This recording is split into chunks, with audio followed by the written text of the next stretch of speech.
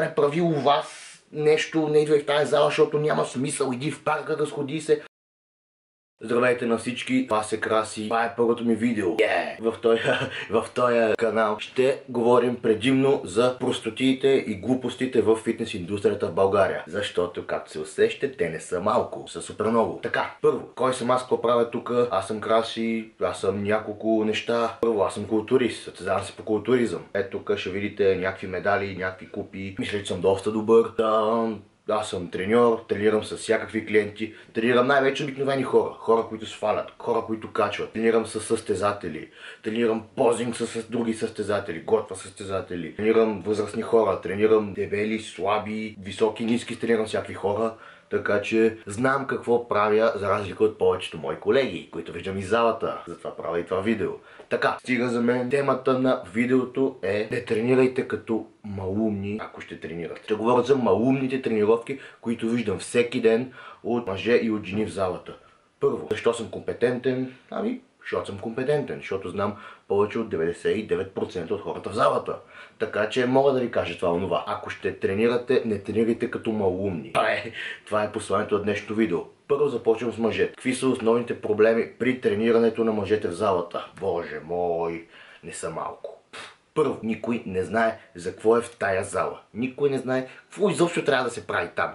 Значи, отива, например, някой, който може би се казва Гошо, да не се обиждат гошовците, отива Гошо, вижда, че някой прави лежанка, вижда, че някой прави скотово сгъване и че някой прави онова, което не му знае Гошо името за гръб, и Гошо прави това. И Гошо прави всеки път това. Прави още 5-6 упражнения, Гошо ги прави всеки път. Избира с някакви кила, които не са му много тежки, не са му много леки, и си ги прави всеки път. Гошо. И Гошо се чуди, що вече 5-10 години подред той стои в тази зала и не се е променил ето толкова. Няма да се промениш, Гоше. Няма да се промениш. Първият основен проблем. Хората въобще не знаят какво трябва да правят там. Никой не се сеща, не мога да стопли, че отиде в тази зала, за да тялото му да става по-добро, той самия трябва да става по-добър. Не можеш ти да ходиш в залата, да правиш лежанка с 60 кила този месец, другия месец, по-другия месец, винаги да правиш с 60 кила, чак пак дигаш на 70-80, доста ти е така трудно, тежко, готино го усещаш, оставаш още и си тръгваш. Или правиш такива 5 серии и си тръгваш. Или правиш другото упражнение. Няма да стане така. Няма да стане така. Помислете малко логично. Кой е голям шанса тялото ви да стане по-яко, да стане по-добро, да стане по-голямо? Ако вие не станете по-добри, не станете по-яки, не станете малко по-логично трениращи. Няма шанс. Първият проблем е, мъжете просто ходят, дигат там нещо, докато не им сетят да се напомпат, докато не им стане хубаво тежко и си тръгват. Никой няма представа колко повторения точно е направил миналия. Няма представа с какво темпо го е направил. Няма представа дали му е добра техниката. Просто отива и тренира. Не, брат, няма да стане така. Трябва да направиш първо. Трябва да знаеш с колко си направил миналия път. Ако можеш този път, направи едно повторение повече. Ако можеш, направи с супер малко тежест повече. Ако можеш, направи с малко по-добра техника. Затова аз и други треньори сме там да ви кажем дали правиш добре това упражнение. Сега, не че повече от треньори могат да ви кажат, те просто там за украса, но очаква се да знае. Ако не гледайте този канал и ще разберете. Ако не разберете пък, свържете се с мен, платете ми и ще ви кажа. Мога да ви кажа без да ми плащате. Не може да се очаква, идеш в залата, да тренираш просто, както ще тренирал миналия път, както тренирал преди 2 месеца и да си по-различен, отколкото преди 2 месеца. Не, трябва да прогресираш по някакъв начин. Трябва да станеш по-силен, трябва да станеш по-добър в техниката. По някакъв начин трябва да се справиш по-добре от миналия път, за да се случи нещо. Докато 99,9% от хората отиват и просто тренират, докато се напомпат, докато им е тежко.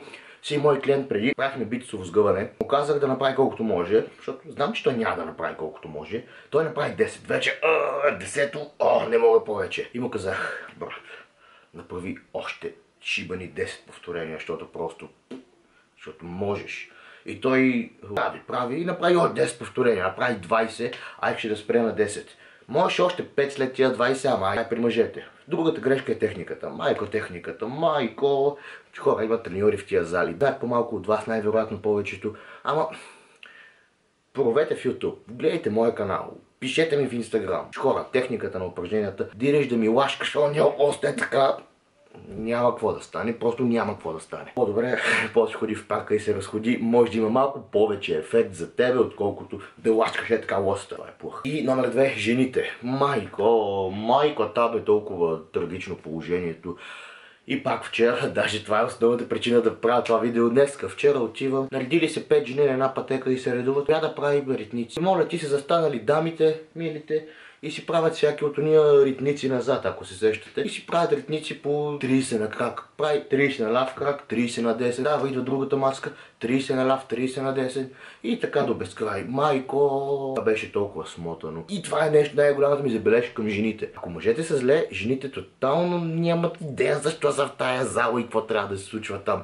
Тия шибани ритници, що не си ги правиш у вас и не вземаш място у вас, защото няма кой да ти пречи там, вземаш място в залата, където аз мога да правя нещо или някой друг. Шибаните ритници няма да направят нищо. Жените трябва да тренират с тежко. Жените трябва да дигат тежести като мъжете. Да, най-вероятно няма смисъл да лупаш 50 кг за бицепс, най-вероятно няма да можеш, ама да идеш на лек преста, да сложиш малко килограми и да правиш на тъпата лек преса някакви серии с малко по-тежко, е малко е толкова по-добре от тия тъпи ритници на пътя пътека.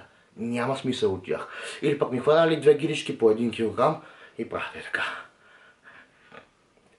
Няма да стане, няма какво да се случи. По-добре прави у вас нещо, не идвай в тази зала, защото няма смисъл. Иди в парка, разходи се, защото ще ти е малко по-добре това от да даваш 50, 60, 100 лева на месец за зала, ако ще тренираш толкова тъпо. А никой да не се обижда, знам, че не знаете, затова аз съм тук да ви го кажа. Реагирам така, защото виждам такива тъпоти всеки ден и се ядосвам, защото това обикновено дават моите скъпи колеги, треньорите, като послание към трениращите. Жените да правят ритници, някоя жена си вържи кабела за кръглезене и си го рита с кабела, размахва си гиричките с 1 кг и 10 години тя в залата, обаче не прилича на нищо. Що? Защото моите колеги повечето не са много умни. Е виновна жена. Не ви съдя, просто слушайте малко по-умни канали, малко по-умни неща четете, а не най-глупавите ми колеги в залата, защото не съм много фен на моите колеги, както си личи.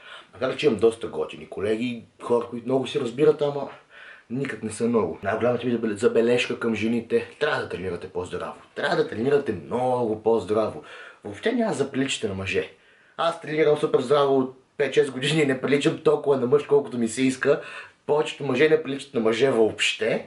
Камо ли пък ти, госпожо или госпожите, дето ми размяташ 2 кг, ако ги смениш на 3, няма да заприличаш на мъж. Споко. Ако сложиш на лек преста 60 кг, няма да заприличаш на мъж, не е толкова лесно. За да заприличаш на мъж, трябва много силно да го желаеш, ама много силно и може да се получи. Идеш да се не тренираш, да изградиш някакъв мускул, няма да заприличаш на мъж спокойно. Бележка номер 1 към мъжете.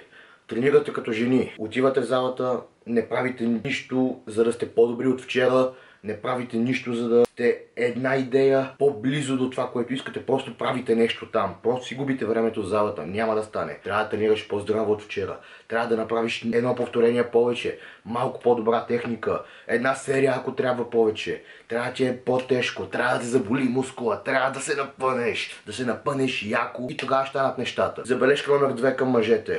Гледайте тая техника на упражненията. Просто не може да правите бицепс така, няма какво да се случи, по-добре не правете бицепс изобщо, по-добре иди в парка, по-голям шанс е да ти порасне бицепса. Няма стане с тази техника е така. И забележка номер 1 към жените, не тренирайте все едно в залата на разходка, тренирайте повече като мъжете. Ирония. Хванете някоя тежест, дигнете малко по-тежко, изморете се, напомпайте се. Леко да усетите тук паренето в мускула, не взимай 1 кг, взимай 3 кг, разгъвай бавно, направи хубава техника. Викни треньора да ти покаже, служи 60 кг на лек преста, не я прави без тежест, движи се малко с повече тежести. Не дай да тренираш все едно си на разходка. Тия ритници на тъпата пътека, да застанеш така и да риташ, няма да ти помогне, няма какво да стане от това нещо. Няма какво да стане. Или пък шибаните коремни преси, маля коремните преси. Ако направиш всички коремни преси на света, ама 1 квадратлилион коремни преси, няма да ти стане по-релефен кореба, няма да ти излязат плочките, няма да имаш по-добър корем. Трябва да намалиш мазнините, телесните, да спреш да ядеш толкова много и да отслабнеш. Всичките коремни преси няма да помогнат. Тренирайте и най-накрая ще видите резултат след 10 години в този фитнес. 10 години не е имало нищо, сега за 2 месеца ще има нещо, най-накрая. Просто ме послушайте. И това от мен за първото видео. Може би ще сложи Инстаграм. Влезте ми в Инстаграма, последвайте ме, гледайте ми готиния контент и така нататък. Ще се видим в следващото.